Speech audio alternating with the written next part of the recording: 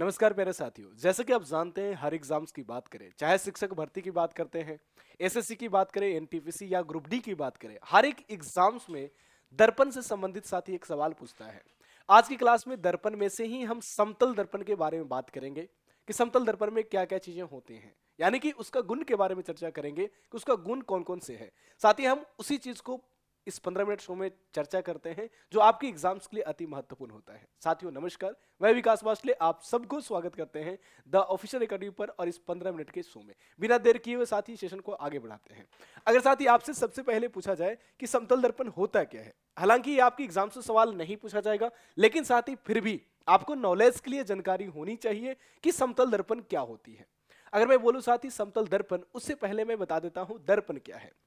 अगर साथी दर्पण के बारे में मैं आपके साथ बताऊं तो दर्पण उसे कहते हैं, साथी दर्पण उसे कहते हैं जिसका एक सतह परिवर्तक हो। साथी क्या होगा? एक सतह परिवर्तक हो और एक सतह रजित किया हुआ हो, उसे हम दर्पण कहते हैं। अब रजित करने का मतलब क्या होता है साथी? क्या रंगना होता है? नहीं। जैसे हम समतल दर्पण की बात करते हैं तो साथी एक सतह इसका प्रवर्तक होता है और जो दूसरी सतह होता है ये रजित किया हुआ रहता है। साथी रजित कैसे होता है? रजित की अगर बात करता हूं तो सबसे पहले साथी इसके अंदर क्या किया जाता है, तो एक गहरा पेंट किया जाता है। उसके साथ ही उससे पहले चांदी का लेप लगाया जाता है। उसके बाद साथी गहरा पेंट किया जाता है, फिर प्लास्टिक का पेपर से मढ़ दिया जाता है, तब जाकर इसका निर्माण होता है। तो जो ये प्रक्रिया हुआ है उसे रजित करना कहते हैं। तो इसका एक सतह रजित किया हुआ रहता है और एक सतह जो होता है परावर्तक होता है। परावर्तक कहने का मतलब है कि उससे प्रकाश टकराएगा और टकराकर वापस भी आएगा, उसे प्रवर्तक सतह कहते हैं। तो जिस पदार्थ में ऐसा हो रहा है उन सभी पदार्थों को हम मिरर यानी कि दर्पण कहते हैं। साथियों दर्पण में बहुत लोगों का कंफ्यूजन होता है कि दर्पण कितने प्रकार के होता है, क्या आप जानते हैं? कमेंट करके बताना। साथियों अगर दर्पण की बात करें तो दर्पण मात्र दो ही प्रकार के होता है। सब लोग का लगता है दर्पण तीन प्रकार के होता है, लेकिन साथी ये दो प्रकार के होता है। सबसे पहले प्लेन मिरर होता है जिसे हम समतल दर्पण कहते हैं। और मेरे प्यारे साथियों अगर मैं दूसरा बात करता हूं तो स्फेरिकल मिरर होता है जिसे हम गोलीय दर्पण कहते हैं। इसके बाद जो स्फेरिकल मिरर होता है ये दो प्रकार का होता है, जिसमें आपका आता है कॉन्वेक्स मिरर और कॉनकेव मिरर, यानी कि उत्तल दर्पण और साथ ही अवतल दर्पण इसका प्रकार है। लेकिन लोगों को लगता ऐसा है कि एक समतल है, दूसरा उत्तल है और तीसरा अवतल है, और लोग तीन बता देते हैं, जो कि बिल्कुल गलत है। साथ ही दर्पण दो ही प्रकार का होता है, एक प्लेन और दूसरा स्फेरिकल मिरर, इस बात को ध्यान रखिएगा। साथ ही समतल दर्पण हम उसे कहेंगे जिसमें चेहरा साफ साफ दिखाई दे, उसे समतल दर्पण कहेंगे, बिल्कुल गलत है। साथ ही समतल दर्पण हम उसे कहेंगे जिसका प्रवर्तक सतह जो है बिल्कुल ही समतल होता है, प्लेन होता है, उसे समतल दर्पण कहते हैं। जैसा आप फिगर के माध्यम से देख सकते हैं। साथ ही जब अब आप घर में देखेंगे तो आपका इस तरीका से मिरर लगा होता है। ये आपका साथ ही इसका सतह जो है, प्रवर्तक सतह बिल्कुल समतल है, उबड़ खाबड़ नहीं है, उठा हुआ नहीं है, कर्व मतलब मुड़ा हुआ नहीं है, बिल्कुल साथी प्लेन है, हम इसे कहते हैं समतल दर्पण। ठीक उसी तरीका से साथी जब आप अपना चेहरा देखते हैं सुबह सुबह, जैसे ही देख रही है चेहरा साथी, दांत भी दिखा रही है, ठीक उसी तरीका से आप देखते हैं चेहरा, तो उसमें आपकी चेहरा बहुत सुंदर दिखाई देता है। और जो साथी आपके घर में जो उपयोग होता है वही समतल दर्पण है। उसका जब सतह देखेंगे तो बिल्कुल साथी सीधा रहेगा, प्लेन रहेगा, ना कहीं से मुड़ा हुआ रहेगा, ना कहीं से तिरछा रहेगा, हम उसे समतल दर्पण कहते हैं। अब इस समतल दर्पण में कई सारे गुण होता है, एक एक करके गुण के बारे में हम चर्चा करते हैं। सबसे पहला साथी इसका गुण होता है कि समतल दर्पण में हमेशा हमेशा आभासी प्रतिबिंब बनता है। आभासी कहे का मतलब है साथी कि वस्तु के अपेक्षा सीधा बनेगा, या फिर इसका दूसरा नाम होता है काल्पनिक। अब यहां से एक सवाल पूछता है कि समतल दर्पण में कैसा प्रतिबिंब बनता है, तो याद रखना साथी समतल दर्पण में हमेशा सीधा, आभासी और काल्पनिक प्रतिबिंब बनता है। जैसे आप इमेजिन कर सकते हैं, जब आप साथी किसी मिरर के सामने खड़ा होकर आप अपना चेहरा को देखेंगे तो आपको ऐसा कभी नहीं होगा कि आपको चेहरा उल्टा दिखाई दे। जैसे साथी मान लीजिए कि नाक का छिद्र नीचे है तो कभी भी आईना में साथी नाक का छिद्र ऊपर नहीं दिखाई देता है, हमेशा नीचा ही दिखाई देगा, है ना। अगर साथी बाल आपका ऊपर है तो बाल आपको कभी भी साथी नीचे नहीं दिखाई देगा, यानी कि हमेशा सीधा दिखाई देता है। अगर साथी आंख आप ऐसे सीधा देख रहे हैं तो इसका मतलब नहीं कि समतल दर्पण में आंख साथी पीछे दिखाई देगा, है ना। हमेशा इसका सीधा प्रतिबिंब बनता है ना। जैसा आप रहेंगे वैसा ही दिखाई देगा, इस बात को ध्यान रखिएगा। तो सबसे पहला पॉइंट नंबर क्लियर हो चुका होगा कि समतल दर्पण में वस्तु का जो इमेज बनता है हमेशा सीधा बनता है। ठीक है, चलो साथी हम आपको समझाने के लिए इजी उदाहरण देंगे, इस बात को साथी बिल्कुल ध्यान रखेंगे। दूसरा, प्रतिबिंब का आकार वस्तु के आकार के बराबर होता है। साथ ही समतल दर्पण में जिस किसी का इमेज बनता है तो दोनों का आकार समान होता है। जैसे आप प्रतिदिन अपना इमेज समतल दर्पण में देखते हैं। साथ ही क्या आप देखे हैं कि सोमवार का आपका आंख बड़ा होता है और मंगलवार का उससे भी बड़ा और बुधवार का आंख आपका छोटा हो जाता है? क्या आपने ऐसा साथी देखा है? आप नहीं देखे होंगे। जो साथी आप अगर देख रहे हैं तो सोमवार का आंख का आकार उतना ही बड़ा होगा जितना साथी मंगलवार का होगा। बुधवार का भी आकार साथी जो होगा आंख का उतना ही बड़ा होगा जितना सोमवार के था। यानी कि आंख के आकार हमेशा सेम होगा। किसमें? समतल दर्पण में। क्योंकि साथी समतल दर्पण में किसी वस्तु का जो इमेज बनता है वो बराबर आकार के बनता है। आइए इस फिगर के माध्यम से आप समझ सकते हैं। साथी एक यहाँ पे लड़की है, इस लड़की का इमेज आप देख पा रहे साथी मिरर में। अब जितना बड़ा साथी इसका जितना हाइट है, जितना साथी इसका हाइट है, ठीक उतना ही हाइट का साथी इसमें इमेज बन रहा है। क्या इमेज बन रहा है? यानी कि जितना बड़ा ये लड़की है उसका इमेज इस मिरर में उतना ही बड़ा ही बन रहा है। मान लेते हैं कि इस लड़की का अगर साथी हाइट 4 फीट है तो इसमें भी कितना बनेगा? 4 फीट ही बनेगा। इस बात को ध्यान रखिएगा। अगर साथी इसका हाइट 5 मीटर होगा तो इसमें जो इमेज जो समतल दर्पण है उसमें कितना मीटर का इमेज बनेगा? तो 5 मीटर का ही बनेगा। इस बात को ध्यान रखिएगा। यानी कि समान आकार का इमेज बनता है। मुझे उम्मीद है आपको समझ में आया होगा। साथ ही मैं एक सवाल देना चाहता हूं। अगर मैं बोलूं कि किसी वस्तु का हाइट जो है 7.5 मीटर है तो बताइए समतल दर्पण में इसका प्रतिबिंब का हाइट कितना होगा? अगर मैं सवाल पूछूं तो साथ ही इसका जवाब क्या होगा कमेंट बॉक्स में आपको बताना है। सवाल है कि अगर किसी वस्तु का ऊंचाई 7.5 है तो जब उसको मिरर में देखा जाएगा तो उसका हाइट कितना होगा? एक बार कमेंट करके बता देना है। ठीक है, चलो साथी नेक्स्ट कह रहा है कि प्रतिबिंब दर्पण के पीछे उतना ही दूरी पर बनता है जितने दूरी पर दर्पण के सामने रखा हो। साथी अगर समतल दर्पण है और आप इस बात को गौर किए होंगे, अगर गौर नहीं किए हैं तो जल्दी से जाइए अपने साथी समतल दर्पण के पास, चाहे दीवार में लगा हो या किसी गोदरेज में लगा हुआ हो। साथी जो गोदरेज होता है उसमें भी समतल दर्पण ही लगा होता है, दीवार में भी समतल दर्पण ही लगा होता है और जिसमें साथी एक छोटा सा आईना लेकर आप देखते हैं वो भी समतल दर्पण ही होता है। तो किसी के पास जल्दी से दौड़कर पहुंच जाइए और साथ ही इसको इमेजिन कीजिए ये आपका समतल दर्पण है और साथ ही समतल दर्पण के सामने जितना आगे आप खड़ा रहेंगे आपका इमेज समतल दर्पण के पीछे उतना ही दूरी पर बनेगा। अगर साथ ही समतल दर्पण के आगे अगर आप 5 मीटर की दूरी पर खड़ा हैं तो आपका जो इमेज बनेगा दर्पण के पीछे 5 मीटर की दूरी पर ही बनेगा। क्या बनेगा साथ ही? 5 मीटर की दूरी पर ही बनेगा। इस बात को ध्यान रखिएगा। यानी कि दर्पण से वस्तु के बीच का दूरी जिसे हम वस्तु दूरी कहते हैं और दर्पण से प्रतिबिंब के बीच का दूरी जिसे हम प्रतिबिंब दूरी कहते हैं। साथ ही वस्तु दूरी और प्रतिबिंब दूरी हमेशा दोनों क्या होता है? बराबर होता है। अगर हम बात करें वस्तु दूरी और साथ ही जो प्रतिबिंब दूरी है ये दोनों आपस में क्या होता है? बराबर। किस दर्पण में? तो साथ ही याद रखना किसमें? तो साथ ही समतल दर्पण में दोनों हमेशा बराबर होगा। वस्तु दूरी और प्रतिबिंब दूरी, इस बात को ध्यान रखना है और साथ ही आप इस चीज को रियलाइज करते हैं। अगर यहाँ पे दर्पण है और आप इसे थोड़ा सा पीछे हटिए तो आपका जो हम शकल है, जो आपका इमेज बन रहा है वो भी साथी दर्पण से पीछे हटना शुरू कर देगा। आप खड़े हैं साथी, मैं मानता हूं कि आप किसी मिरर के सामने खड़े हैं, आप ऐसे उसके नजदीक जाइए, आपका हम शकल जो आपका इमेज बन रहा है नजदीक आ जाएगा। आप थोड़ा थोड़ा दूर हटने की कोशिश करिए, आपका भी इमेज मिरर से पीछे जाना शुरू कर देगा।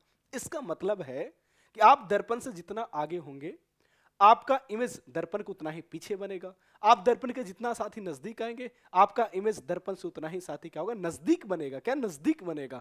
ठीक है, इस बात को ध्यान रखना। यानी साथी वस्तु दूरी और प्रतिबिंब दूरी हमेशा बराबर होता है। इस बात को साथी ध्यान रखिएगा। दूसरा पॉइंट, तीसरे पॉइंट पर बात करते हैं जो साथी सबसे फेमस पॉइंट है।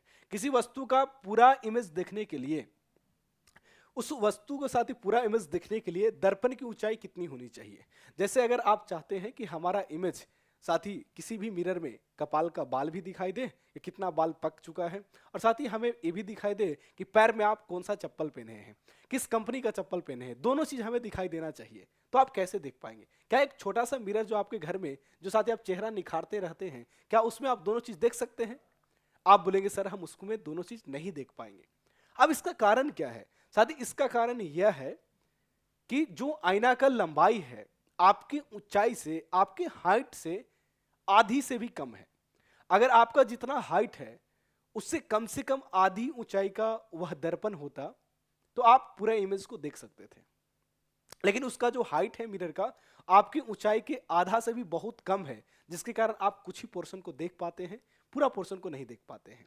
लेकिन साथ ही यही मॉल में, शोरूम में कहीं पे जाते हैं तब अपना पूरा इमेज देखते हैं, उसमें कपाल के बाल भी दिखाई देता है और साथ ही पैर में क्या पहने हुए हैं वो भी दिखाई देता है। क्यों? क्योंकि वहां जो मिरर लगा होता है एक अमूमन जितना मनुष्य का हाइट होता है उस हाइट के आधी ऊंचाई से काफी ज्यादा बड़ा लगा होता है, जिसके कारण आप वहां पे देख पाते हैं। यानी इसके कहने का मतलब ये हुआ कि मेरे प्यारे साथी, अगर आप किसी भी समतल दर्पण में अपना संपूर्ण प्रतिबिंब देखना चाहते हैं तो जो दर्पण का ऊंचाई होना चाहिए आपकी लंबाई के कम से कम आधी होनी चाहिए। जैसे अगर बात करते हैं साथी, ये लड़का है और इस लड़का अपने इमेज को देख पा रहा है। आप देखेंगे इसका बाल भी दिखाई दे रहा है इसमें, और साथ ही जो पहना हुआ है, ये पहना हुआ चीज भी इसमें दिखाई दे रहा है। इस आप फिगर में बहुत ही शानदार तरीका से देख पा रहे होंगे। ऐसा क्यों देख पा रहा है? ऐसा इसलिए देख पा रहा है साथी क्योंकि इसका जितना हाइट है उसकी आधी हाइट से मिरर का जो लंबाई है ज्यादा है। अगर मान लेते इसका हाइट 5 मीटर है, कितना है 5 मीटर, तो मिरर का लंबाई कितना होना चाहिए? कम से कम 2.5 मीटर। कितना होना चाहिए? कम से कम 2.5 मीटर, तभी ये संपूर्ण इमेज देख पाएगा। लेकिन ये जो मिरर लगा हुआ है 2.5 मीटर से काफी ज्यादा बड़ा है, जिसके कारण ये अपना संपूर्ण इमेज देख पा रहा है।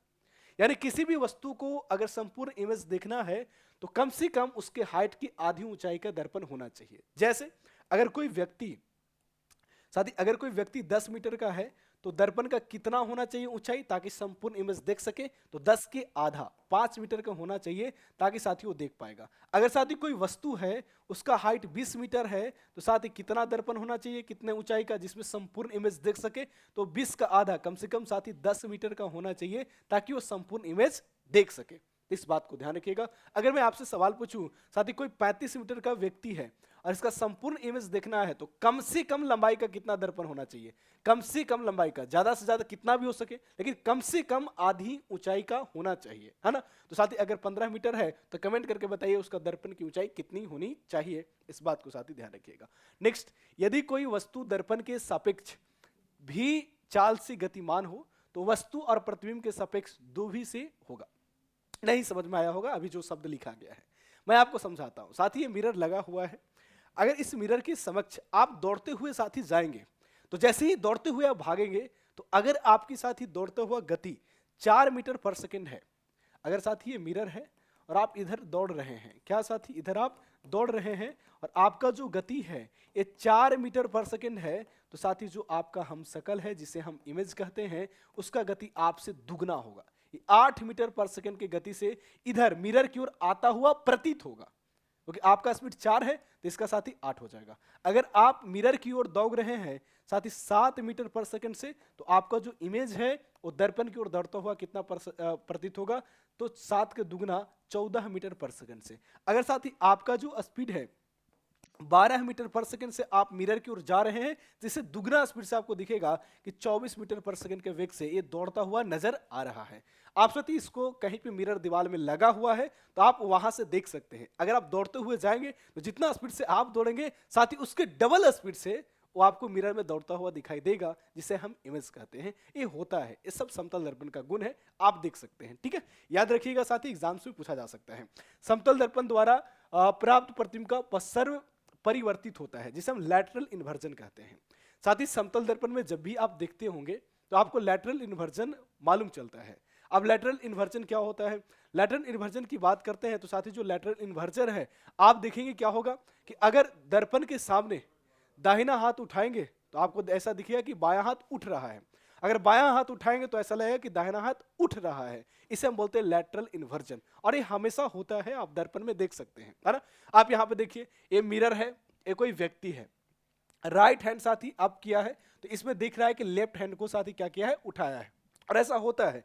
इसी परिवर्तन को हम लैटरल इन्वर्जन कहते हैं, सर्व परिवर्तन कहते हैं। इस बात को साथी ध्यान रखना। अब आपसे सवाल पूछा जाएगा कि समतल दर्पण का उपयोग कहां कहां किया जाता है।